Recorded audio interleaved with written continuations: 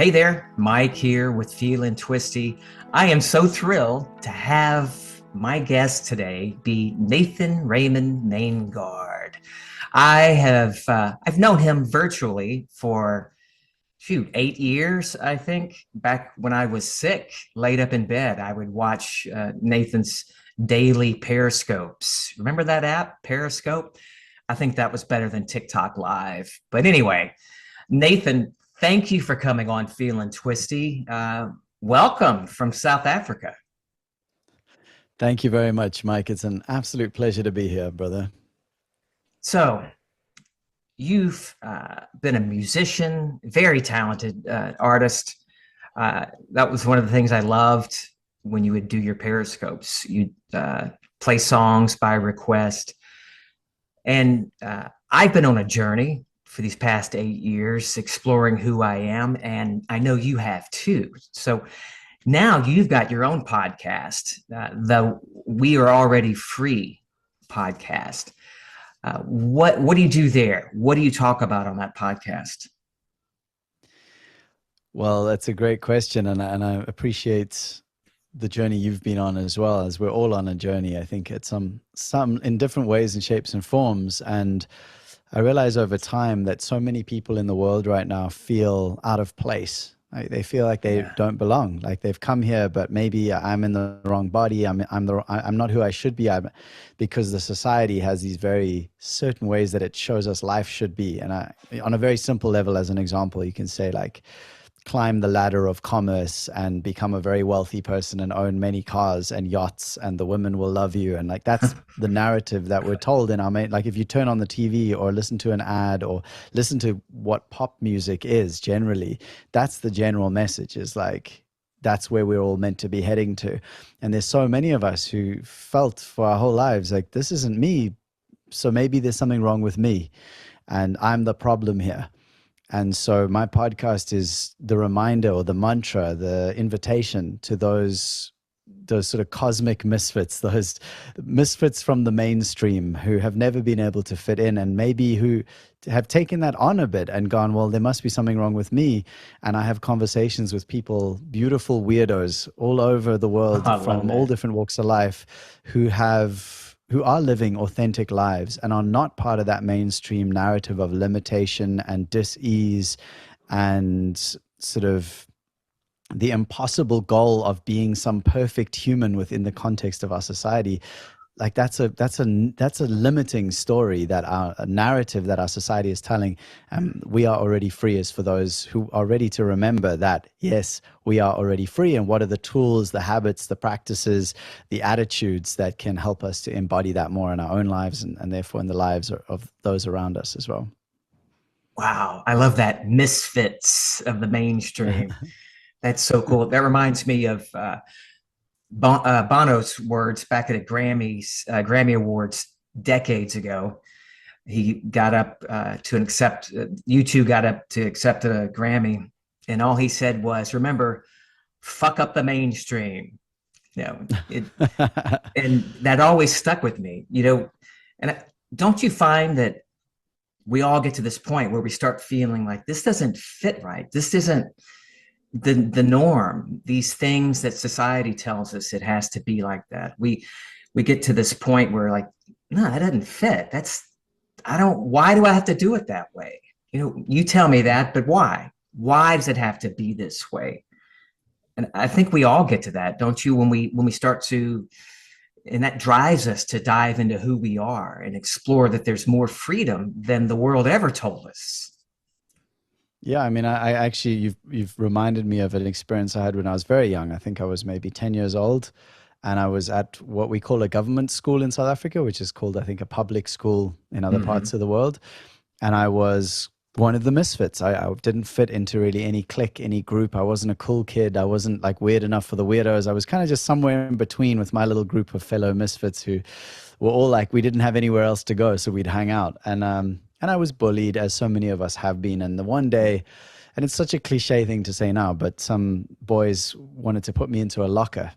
And it was, I can remember so clearly the kind of the story in my head, the narrative that I was running. I was going like, I know what they're going to do.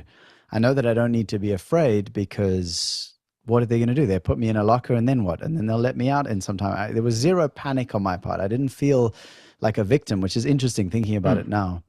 Um, so I was in this locker and I sat there and everyone's laughing and having this great time. And eventually they let me out. And it was but I think of that story now because it's that idea of, I knew in that moment that I was different, that was not something I would ever want to do to someone. Like I would never want to put someone in a box like that. And, and it was one of those moments of like as 10-year-old kid being like, I don't fit here. Like this box doesn't fit me, which is, interesting because I was in a locker at the time. But like, this is not my Literally. world. This is not my box. And so I think some part of me always knew that I was going to break out of that box and I didn't have to worry too much. I have forgotten that at times in my life, but it's nice to know that when I remember. Yeah, I think we all have those moments. A, a friend of mine asks me, you know, you talk about manifesting and everything is possible, then why did your car break down?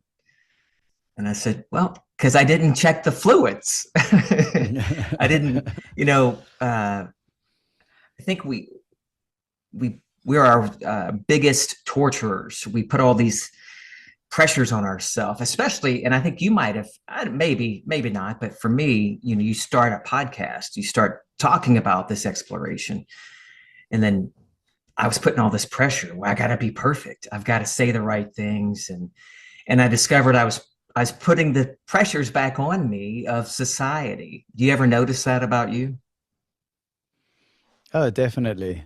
Yeah. I mean, I have a tendency to put a lot of pressure on myself. That's part of my shadow, is this not enoughness, the story of perfectionism, that if I don't get it right, then there's something wrong with me. And another lovely story I heard recently, that there was a photography professor, I believe, and at the beginning of the class, he said to half the students, he said, "Your only job is to take a perfect photograph. Like if you just give me one photograph, really good, like solid photograph at the end of the season, I'll give you full marks." And the other half, he said, all you have to do is just take as many photos as possible. Like if you take 50 photos or 100 photos or more, I'll give you a pass, whatever the photos look like. And so one half, they just focused on just taking that one perfect photo. That was all they were obsessed with. Like, I just got to get a perfect photo. The other half were just taking as many as they could. And at the end of the school, whatever quarter, however it works, the the students who had taken so many photos, their photos were objectively higher quality than the ones who were just aiming for the better photo. Because, and Yeah. that's the piece, is like, instead of, if I just do this perfectly once, that's what I need to do. It's like with the podcast, just release 1,000 podcast episodes and they'll be amazing. Like, but no, I need to do this episode perfectly. And this is what that piece for me, that internal dialogue that can get so self-limiting, is like, it's not good enough. It's not good enough. It's not good enough. So then just sitting on it rather than being like, it's fine that it's not good enough because I'm going to do another 100 over the next few months. So like, just keep going. I know exactly what you're talking about. And that's the story we tell ourselves based on what we're seeing. And what we're seeing is only based on what we're imagining about ourselves. This internal dialogue that you mentioned, this need to be perfect. And when I first started feeling twisty, it would take me hours to get one 10, 20-minute podcast done. Like, no, I need to say it this way, and then I'm going to say that. And then I just said, screw it. And I just dove into it. And it's a lot more freeing now when you just don't care, when you can just express yourself and not worry about offending people or bucking the mainstream. Absolutely. I mean, this is a huge a part of the work that I do now as a transformational guide, which was its own huge journey of having been a professional musician and realizing that that wasn't going to be the thing I was going to do forever, which I thought at the time. I mean, it is integrated into what I do now, but shifting and allowing myself to transform into this, like, actually, I'm here to serve in a slightly different way. Um, and a part of the work that I do with people is to support them in realizing that it's okay to make mistakes. It's okay to not have certainty. Like, I've kind of broken it down into these different areas. What does it take to be successful, to experience success? Because we have this idea of success as this, again, climbing the ladder, making lots of money, that whole story. But like, where does that really get you? And so for most people, at least the people I work with, there's something more they want from success, which is this feeling of accomplishment, this feeling of meaning, actually, a deep sense of felt meaning, that my life is meaningful intrinsically, not because of the amount of money I've stacked up, etc., but because of something that comes through me that's uniquely mine into the world.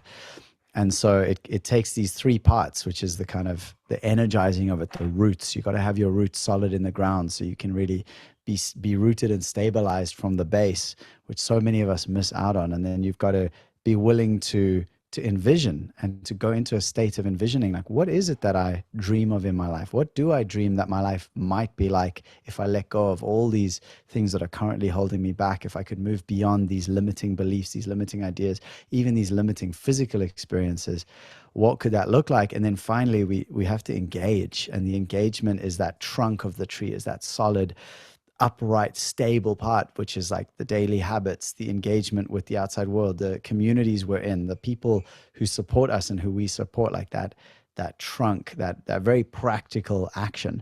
And I found, and I believe that with those three elements, that energizing, that envisioning, and that engaging, that actually people can find their own success, that success becomes a unique expression of each, in the same way a tree is a unique expression of the divine energy. No two trees are the same, and yet each of them can flourish in their own way. Humans are just the same. And so that's been such a great gift and pleasure to me. I don't even remember if you asked a question, and I don't know how I got to Oh, where I this is am now, but here perfect. we are. This is how we go. Just follow the flow. Just twisty. Yeah, it's twisty, baby. So you work with people in person and virtually? Yeah, most of my clients are actually virtual at this point because, for whatever, I guess as a musician, I developed quite an audience overseas, at least for me overseas, America, Canada, Europe. So a lot of the people I work with, because they connect with me through the internet, come through there. But I do work in person. I was running some in-person retreats recently, and kind of just work with whoever gets in touch and needs the service, needs the work. That would be a fun trip for me to go Yeah, down to South Africa. that's Oh, that good. would be cool. Uh, let's go back a little bit because, like I said, I started following you when uh, you would do your daily periscopes, and then you went through the naked phase, part of Oh your yeah. discovery. I thought that was beautiful. Uh, what were you discovering about yourself? Tell the listeners what I'm talking about.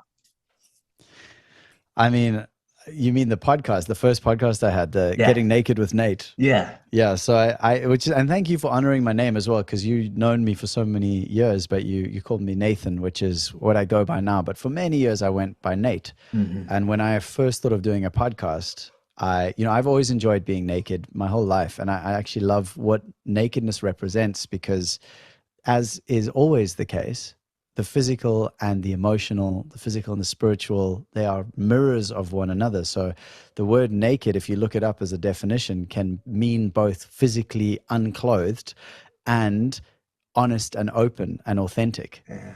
So to me, there's something about that when I am physically naked and when I'm with other people who are physically naked, if, swimming in a dam and just like kind of having that experience of being human together, there is a deep vulnerability and authenticity that comes in that moment that is a reflection and representation of nakedness in the emotional and the spiritual. And so when I was thinking of our podcast name, somehow I got to Getting Naked with Nate. And it was funny because quite a few people were like, do you actually get naked on the podcast? And I'm like, well, yeah, emotionally. And I was like, it just seemed, but I think it's such one of the clear indicators. If you want to know if a society is healthy or not, look at what its people think about nakedness. And our society is like, the average age that kids are watching porn these days is like 9 years old or something that they're coming across. It's ridiculous.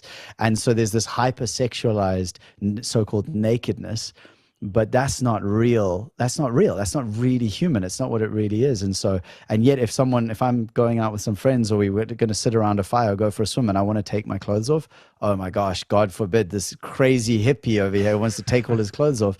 But like, I'm just being naked. I'm just being like, there's a beautiful line from one of my favorite old like hip hop bands from back in the many years ago in South Africa, a band named Max Normal. It's a very simple line. I'm sure it's been said before, but it just for whatever reason sticks with me, is that underneath my clothes, I'm all naked, just like you.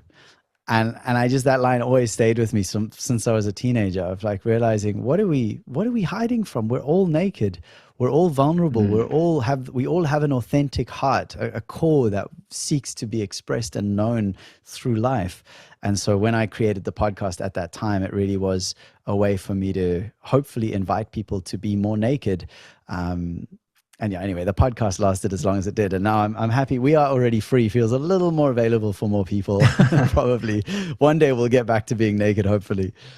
I enjoyed uh, the naked one too. I've enjoyed all your work, but I get what you're Thank you. talking about. This next level, peeling back another layer of who I am and doing something different.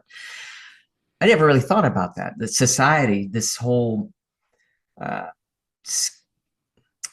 decency thing, like, oh, you can't show skin and this need to cover up everything, uh, has nothing to do really with decency physical. It has to do with what we're hiding in ourselves, this not refusing to be open about ourselves. And it shows up in how we react to, I still know people that wear things, clothes up to their necks and down to their ankles and their sleeves, because they don't want to show any skin. But that's just an external representation of this closed offness, this uh, wanting to protect yourself emotionally and spiritually. And it shows up with the physical world, thinking that if I can control the physical, then I can keep my heart safe. Yeah, I mean, at the end of the day, God is naked. I don't know if people, God is Uh, obviously a triggering word for some people, but yeah. spirit or source or the universe or infinity, to me, God is just a simple way to say infinity, because this is like, I'm still working out how to explain this, but this is what I think about it, is that we live in an infinite universe. We can magnify things down to infinity. We can zoom out to infinity, or as close as makes no difference to us. So we here, from this perspective of Mike or of the listener or of Nathan, I am at a point on infinity. So it all seems to be very structured to me. Like time and space seem quite stable from moment to moment. But if I zoom out of Nathan, if I then open myself to actually being more things, being more time, being more expansive. I am the trees, the rocks, the air. I am Oh, Mike. I am yeah. Nathan. I am the listener. I Mm. am all of these things all at once. And as I just soften into that and allow that to keep going, there comes a point where what I think of as I, contains everything, all time, all space, all beings, all love, all hate, all peace, all war, like every possible thing in the whole universe. And that is God. God is the naked, infinite, all of everything beyond the beyond the beyond, which no words can ever contain, because words are coming in time and space. God is the one that contains it all. And so God, of course, is naked. And so that's what we're all moving towards. And there's no rush at the end of the day. Like the caterpillar is perfect where it is. The caterpillar should be on a tree eating all the leaves. And then in its time, the caterpillar will feel this urge and desire. Oh, I'm ready for a change. Like it's time for something to be different. And then in faith, we'll go and start weaving this cocoon around itself. And then in even more faith, we'll dissolve, will become caterpillar mush with a tiny little framework, and then rebuild something that we call a butterfly, that is then birthed into the world, which we might call enlightenment. But then that butterfly will lay eggs, will mate, kiss flowers, lay eggs, and die, trusting that that's part of the continuum of life. And so, again, really like this idea of God, of the divine, of the infinite, of the finite, is to remember that God is naked. And if I let go and allow God to be naked without needing to do anything about that, I can just enjoy being here now, because there's actually nowhere else to go. So anyway, another ramble for you. Oh, it's beautiful. You saw me smiling. That just, man, you're very eloquent with the way you explain things. I just kind of get on the microphone and just, bah, but it's very poetic. But I love the way you explain that. And I'm going to credit you when I use that quote, God is naked, but I'm going to use it. That's beautiful. I love that. With pleasure. Thanks, Mike. I mean, I think this is the beauty, is that each of us, I really believe this. So like in the same way that all is God, God is also all. So for example, the way I think about, if I personify God, I think of God as this like universal gardener who is just so excited to plant seeds and see what's going to happen. So like Mike is a seed, and the blossom of Mike has been this incredibly challenging journey of feeling twisty and being overcome by that for some time. But in your journey of transformation, like that was the gift that allowed you to transform your mind and transform your life. And now the gift of the blossoming of Mike is this offering to others, that when someone who's maybe having a tough day in the garden of life is walking along and they get the scent of this flower, and they turn, and there is this blossoming that is called the flower of Mike, and they're like, oh my God, this is exactly what I needed right now. Like this has reminded me that I am also beautiful, and that this is worth being here for. So when I hear you speak, like, my flower of blossoming is the blossom of communication of the message, of the story, of the divine message. And it doesn't, like, it doesn't make me anything different to anyone. Like, I'm just as dark and twisty as anyone.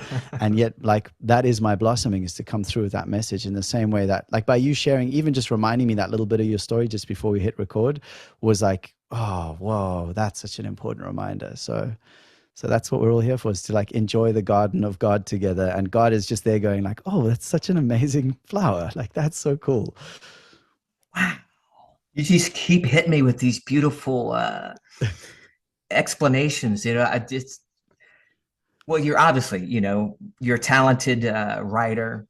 And I just love you so much. I've loved you from across the world for years now. And Oh, what a blessing, Mike. let's talk about what you're doing on your podcast. I did listen to one. I can't remember the episode number. The myth of veganism. Was Oh, that? yeah. But what overall? Who are you having on? You do have guests on your podcast, because I want my listeners to tune in, because I love your podcast. Thanks, man. Yeah, it's so I really, I've taken us out into the infinite universe and the divine gardener of all, like, so we've gone out there. So let's bring it back into the practicality, which is that we are, for whatever reason, currently inhabiting the third dimension in bodies, and those bodies are biological and they are aligned with nature. And we can either live our lives misaligning or aligning. And so to me, the podcast, the We Are Already Free, is like this mantra to remind us we are free to choose how we engage with reality. We are not free to choose biology. So from my perspective, again, this could be, who knows, someone else could have a different belief and that could work for them. But more and more, my brother actually said it beautifully. He's an incredible wordsmith, although he doesn't really like do the kind of stuff I do with podcasting and music, etc. But every time we speak, I'm like, dang, this guy's got some sage wisdom here. And he said to me recently, he said, I believe in two things. I believe in nature, and I believe in the evolution of the soul. And that's it. And so to me, that really summarizes it beautifully, that like God is everything, God is nature, and has created this experience that we're having.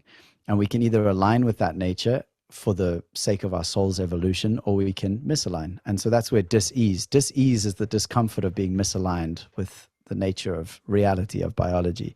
And so, for example, that episode you're referring to is the realization for me and so many. I worked in the vegan industry for years. I was so invested in that idea that if we can all become vegan and plant-based, it will save the planet. And as an open-hearted, curious person, the more that I learned, the less in integrity it felt to support that idea, because I realized nature doesn't work that way. Life eats life in nature. And that's the way that God works. Like, God works by making it this way. And again, looking at our ancestry, looking at the way nature works, the way life works.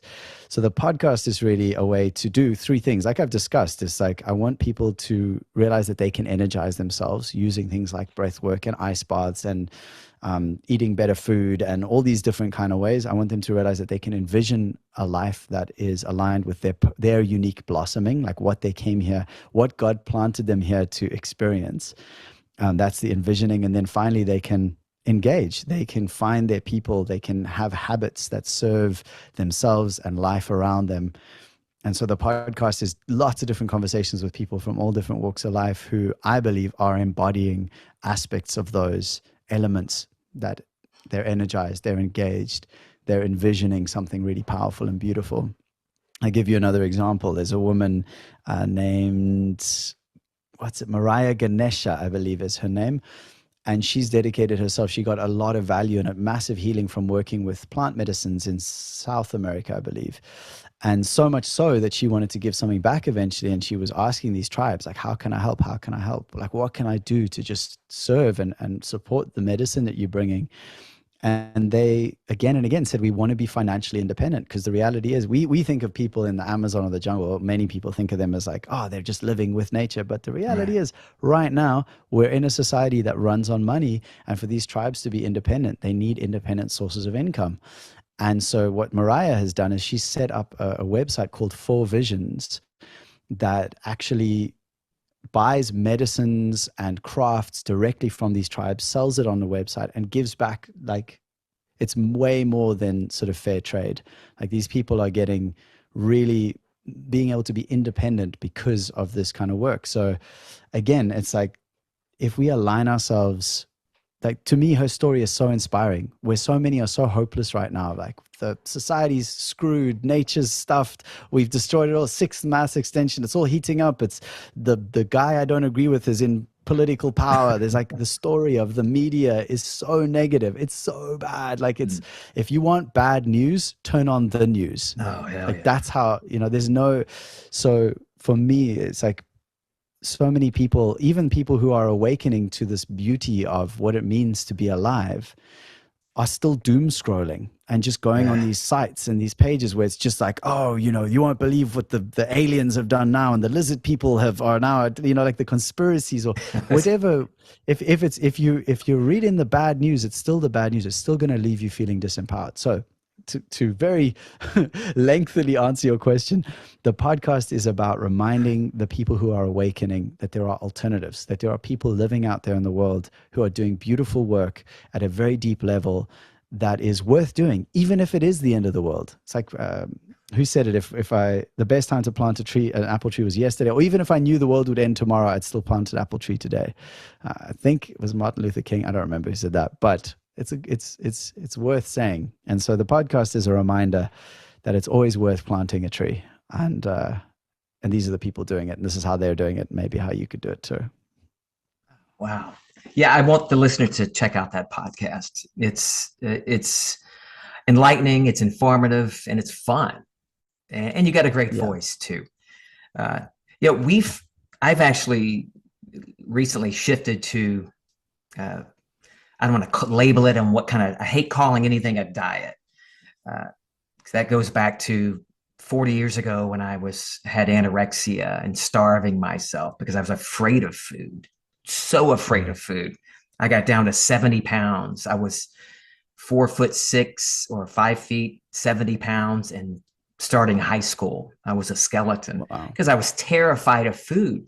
And then for years, I was still in the back of my head, I really shouldn't eat that because, it's flashbacks. So I've been eating in a way that's totally uh, contrary to what I was taught as a child. So I don't look at calories. I just eat meat, and I enjoy fat, good, healthy Mm. animal fat. And I've just cut out all everything processed.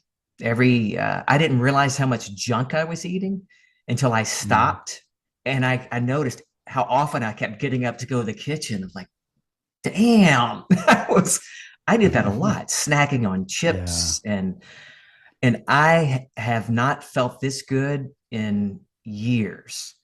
I, Wow. I feel more alive. I've already dropped. I don't weigh it, but my shorts, my pants, everything's falling off of me. And I've only been doing this a Wow. week and a half, 2 weeks. So the changes in the body are immediate because your body wants that. You're giving it exactly what it needs and not this extra fluff. One more quick thing. A friend of mine also said, well, how could you always say, just assume you're slim and you can eat whatever you want. And I said, well, what are you telling yourself when you're eating the junk food? Are you saying I can eat whatever I want? This won't hurt me? Then you don't really believe that. And what I discovered is I chose this body. I imagined up this body for this experience. And I want it to run well. I want to feel good in it and enjoy this experience, this last day on earth in this body. And I love that feeling. So I'm exploring new things about myself too. And it came about the same time I found that episode on your podcast. It's interesting how that works. Yeah, I've had a few really amazing people. Actually, the first episode was a woman named Tara Couture of Slowdown Farmstead. And she has a page on Instagram, and she runs an incredible homestead with her husband. And just her stories of life and death and the responsibility that comes with that is profoundly inspiring and deeply moving and humbling. I've also had Food Lies on, a guy named Brian, who his story is just very inspiring of like his own journey of health. And, one of the things I realize in this time, because I think it all moves in cycles, like seasonality, nature shows us how reality works. So the fact that there are cycles and seasons and caterpillars that become butterflies that become et cetera, is an indication that that's the cycles that flow through life. And I believe we are currently inhabiting the cycle of disconnection, the cycle of we're almost as far away from oneness as we can be. Mm-hmm. Like, look at the way society is operating right now and social media and the kind of polarized everything. And I believe it's just a natural part of the pattern. So then how do we choose to start moving back in the direction of connection, the direction of integration? And I believe it's by looking at nature. And so one of my favorite resources from a dietary perspective, to speak to what you're talking to now, is the Weston A. Price Foundation, where there was a dentist. I don't know if you know anything about Weston A. Price or if you've heard. Yeah, it's really good, because a lot of the stuff now, people will be like, you need to eat only plants or only raw plants or only fruit or only meat or only, and like everyone's got this idea, but where's all this coming from? Like, what's this based on? How do we know who to trust or what to trust? And so with the Weston A. Price, what I like about it is this dentist, I think in the early 1900s, his name was Weston A. Price. He went and traveled the world for a total of around 20 plus years. And he gathered photographs and data about tribes that were still living their ancestral diets or their ancestral lifestyles. And this dentist, because basically his motivation was like, why do I exist? Like, why do I need to why are our mouths so bad? Why do we have crooked teeth? Why don't our teeth fit in our mouths? Why do we have cleft palates and cavities and all? He's like, in nature, and that doesn't happen to animals. Like, that's very rare that an animal has a cavity or its teeth don't fit in its mouth. Like that's weird. And so he started studying. Yeah, it's weird. Like, you don't think about it, but like, why do we need braces? It doesn't make sense. Right. There's no braces in the Lion Kingdom or like. And so he visited these tribes and documented extensively. And he would find that while they were still living their ancestral lifestyles, their teeth were straight. They had almost zero cavities. All their teeth fitted in their mouths. Their overall health was phenomenal. There was almost zero incidence of things like cancers and heart illness and all these different things. And then he would find tribes where they were just changing over. They were going from their ancestral ways into the modern way of eating or living. And these would be eating then flour and rice and sugar, etc. Within just one generation, you would see cleft palates, crooked teeth, cavities, all these kind of things within one generation. And so he, over time, again, recording all this information, was recording how do we eat ancestrally? What is the natural way for human beings to eat? Because it's pretty much the same around the world with slight variation. And it is animal-based. So definitely what you just expressed, that feeling of eating that fat, that good quality fat, like fat is just a foundational medicine for humans. Like it just nourishes us in such a deep way. And so fats, meats, dairy, eggs, with some vegetables, fruits, etc., honey, like all these kind of natural whole foods. And so for me, that's kind of the direction I lean more in now, is like, because I don't know. And I want to, like, how do I come back to nature? How do I return to nature? Again, acknowledging, like, I've already had so much dental work in my life. I've had struggles with my teeth my whole life. Like, I don't have any way to completely escape the sort of medical industrial complex, but that's okay. This round on the merry-go-round is one of kind of disconnection from nature and needing to rely on those systems. And but yeah, I do love Western A Price. I find it because there is so much information out there, and I have resonance with you of like, what can I eat? What can't I eat? This food is bad. That food's good. Trying to work it all out. And I find like, Western A Price, he did the research. He spent 20 years visiting tribes. And people don't realize that we evolved over millions of years, depending on your belief. Someone say maybe God created us, but either way, God created us or we evolved or both over to expect a very specific kind of lifestyle around us. We've only been agricultural. We've only been farmers. We've only settled down in the last 10 to 20,000 years. Our entire evolutionary system still expects us to be living like we did for hundreds of thousands of years. And so that's why people see such profound positive results, like you're expressing, like, wow, I just cut out the shit and I just started putting some good stuff in myself, and dang, I feel so much better. Yes. So anyway, thank you for listening. That was the food thing is a big one for me, because I was so also like trying to work out and doing the vegan thing and this thing and that thing. And yeah. We're about done, but I want to ask Oh, you, dang. I know we've gone almost an hour. This is good. Time What? flies when you're having fun. Yeah. I always like to, I'm starting to ask all my guests, we all have this story that we're discovering about ourselves. What's in this moment? What's the brightest spot or the biggest thing that you've discovered about yourself up to this point?